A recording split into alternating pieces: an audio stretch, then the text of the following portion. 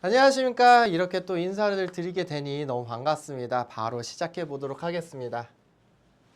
크립토 지도입니다. 비트코인은 21,000달러를 횡보하고 있고 이더리움은 1,100달러, 그리고 다수의 알트코인은 지금 혼조세를 보이고 있는데요. 그 이유는 전일 하락 때문에 그렇습니다. 비트코인 차트를 가볍게 알아보면 하단 채널을 지금 횡보를 하고 있었는데 전날 하락으로 인해서 이러한 모습을 보였습니다. 제가 드릴 말은 왜 하락했는지입니다. 결국에 국제 정세를 알아봐야 됩니다. 러시아와 중국이 그 이유라고 설명을 드릴 수 있겠는데요. 영국 외무는 푸틴이 지금 현재 식량으로 세계를 인질로 삼고 있다라고 설명을 했습니다. 왜 그 이유냐? 그것은 바로 옆에 기사에서 살펴보시면 되겠습니다. 글로벌 인플레이션 자체는 러시아와 지금 상관관계가 떨어진다라고 설명을 하고 있습니다. 그 이유는 러시아의 인플레이션은 서방의 제재로 인해서 매점매석에 의한 인플레이션이고 오히려 원자재 상승에는 자유롭다라는 의미입니다. 근데 반대로 서방의 인플레이션 같은 경우에는 러우 전쟁이 끝나기 전까지는 계속해서 상승을 할 수밖에 없는 구조이기 때문에 이러한 우려가 나오고 있다는 것인데요. 그럼 얼마나 많은 돈을 찍어냈기 때문에 이렇게 인플레이션의 우려를 보이냐라고 할 수 있는데,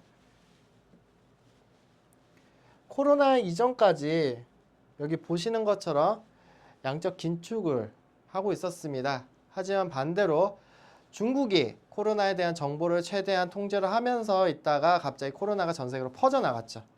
그러면서 각 국은 봉쇄를 하면서 경제를 유지하기 위해 사실상 경기 침체를 피하기 위한 거죠.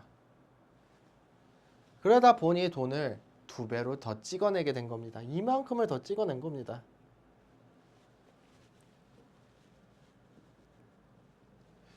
이만큼을 더 찍어낸 겁니다. 그러니 이게 얼마나 많은 돈을 찍어냈는지 이게 가늠이 안 되죠. 그냥 간단하게 100만 원이 이전에 100만 원이 지금은 50만 원이라고 생각을 하시면 됩니다. 그리고 그 돈들은 지금 자산시장이 있었기 때문에 잘 몰랐지만 러우 전쟁으로 인해서 그 돈들은 원자재로 넘어갔습니다. 그리고 그 원자재로 넘어간 그 돈들은 지금 다시 원자재의 상승에 견인을 하면서 기업이 원자재를 샀을 때 반대로 기업은 마진을 유지하기 위해서 소비자 가격을 올릴 수밖에 없겠죠. 그럼 결국에는 미국의 소비자 물가지수입니다. 이러한 완만한 기울기를 보이면서 이렇게 상승을 하고 있는 모습이었죠. 하지만 코로나 이후로 이러한 각도로 갑작스럽게 소비자 물가가 상승하는 모습을 보이고 있습니다. 정부가 통제하기 위해서는 이 각도로 다시 돌려보낼 필요가 있는데요. 이만큼을 돌려보내야 됩니다. 지금도 굉장히 이 폭이 커 보이는데 러우 전쟁이 장기화되면 지속해서 상승할 가능성이 있습니다. 그러면은 이 스프레드는 계속 커지겠죠. 결국에는 러시아, 우크라이나 전쟁은 세계의 원자재 가격 상승으로 전환이 되었고 그것은 다시 소비자 물가로 돌아오고 있습니다. 그리고 이 간격을 좁히고자 미국은 긴축에 나서게 되었는데요. 그 긴축에 나선 결과 금리는 오르고 그리고 시장에 있는 유동성은 말라갈 수밖에 없습니다. 그래서 표면적으로는 자산시장이 무너지는 것처럼 보일 수 있는데요. 조정이 있어야 상승이 온다라고 하지만 일단은 그 조정 우리가 받고 있으니 이 상황에 대해 정확히 지금 인지를 해본 것입니다. 그렇다고 해서 이제 이 가상화폐 시장이 앞으로 계속 무너지냐? 그것도 아닙니다. 반대로 국가가 제 기능을 못할 때 가상화폐는 큰 두각을 보였는데요.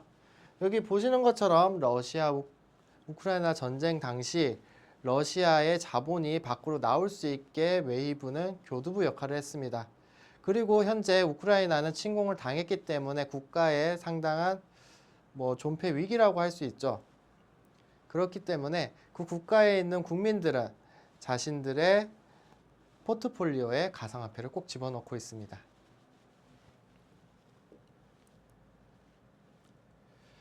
이제 간략하게 비트코인 차트를 알아보고 마무리를 짓도록 하겠습니다. 그렇게 많은 선이 필요 없습니다. 딱 3선만 있으면 분석이 되는 지금 시기인데요.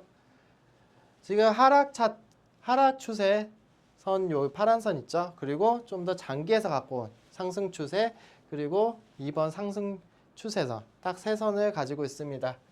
여기 보시는 것처럼 지금 현재 여기에서 추세가 맞닿아 있는 것을 보실 수 있겠는데요. 그러면은 이 다음의 흐름을 예상할 수 있습니다. 여기에서 이런 흐름으로 수렴하는 횡보장세 가능성도 충분히 예상할 수 있습니다.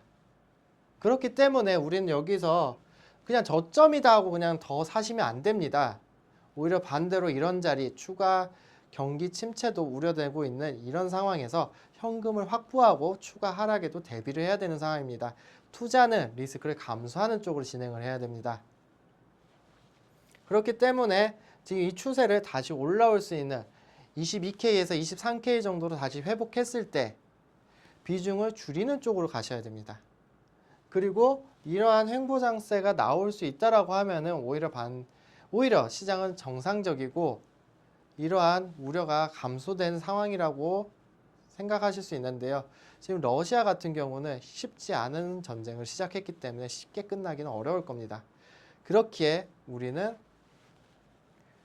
차트를 보면서도 이 안에서 여기를 지켜주는지 그리고 여기를 벗어나는지 확인을 해 요 밑에까지 하단 추세까지 지켜보는 것입니다. 하단 추세 가격은 각 지표마다 다르긴 한데 평균 잡아서 한 12,000달러 정도 됩니다.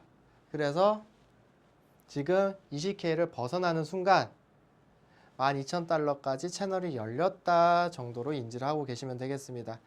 그래서 아무리 내려간다라고 해서 그냥 사시면 안 되고 오히려 지금 구간 현금을 확보하면서 추가적인 횡보와 그리고 하락에 대비를 해야 되는 자리라고 저는 말씀드릴 수 있겠습니다. 상당히 어렵고 긴 터널을 지나고 있습니다. 하지만 우리는 함께 이 자리를 유지하면서 분석을 하고 보다 신선한 자료로 여러분들에게 안내를 해드리고 있습니다. 그리고 각 구간마다 최근에 단기 대응으로 인해 가지고 지금 그렇게 큰 타격은 없지만 그래도 들고 가야 되는 코인은 어쩔 수 없이 있지 않습니까? 이러한 코인들을 계속해서 대응을 하면서 시장을 끌고 가야 됩니다. 그리고 이러한 조정이 끝났을 때 우리는 다시 한번 환희에 찬 웃음을 보일 수 있겠는데요. 그날을 기약하고 그때까지 쉬지 않으며 달리겠습니다. 도움이 되셨다면 구독과 좋아요 한번 부탁드리겠습니다. 감사합니다.